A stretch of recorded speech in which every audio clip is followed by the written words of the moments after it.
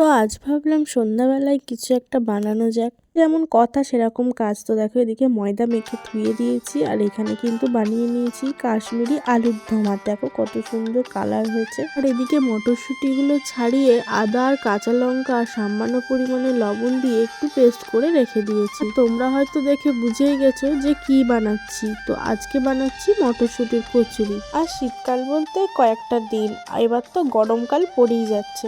ভাবলাম যে এই শীতের শেষে একটু বানিয়ে খাওয়া যাক। আমি অনেক রকম ভাবে বানিয়ে খেয়েছি, তো খুবই ভালো লাগে খেতে। আর এইভাবে বানাচ্ছি প্রথমবার, তো জানি না কেমন হবে, একটু ভয়ও লাগছিল। আদৌ এইভাবে প্রথমবার বানাচ্ছি, ভাবছি খাওয়া কি যাবে। এদিকে সামান্য পরিমাণ তেল কড়াইতে গরম করে পুরটাকে খুব ভালোভাবে কিন্তু ফ্রাই করে রেডি করে নিয়েছি। তাকে একটু ঠান্ডা করে ময়দার লেচির মধ্যে কিন্তু খুব ভালোভাবে পুড়ে দিয়ে তার মধ্যে কিন্তু বেলেও নিয়েছি। আর এদিকে কড়াইতে তেল গরম করতে দিয়েছিলাম, তো তেলটা খুব একটা ভালো গরম হয়নি, তার আগেই কিন্তু আমি দিয়ে দিয়েছি। তাও দেখো কত সুন্দর ফুলে গেছে। তারপরে আস্তে আস্তে অনেকগুলো কচুরি কিন্তু ভাজা কমপ্লিট হয়ে গেছে। আর দেখো কত সুন্দর হয়েছে, আর খেতে কিন্তু দারুণ হয়েছিল।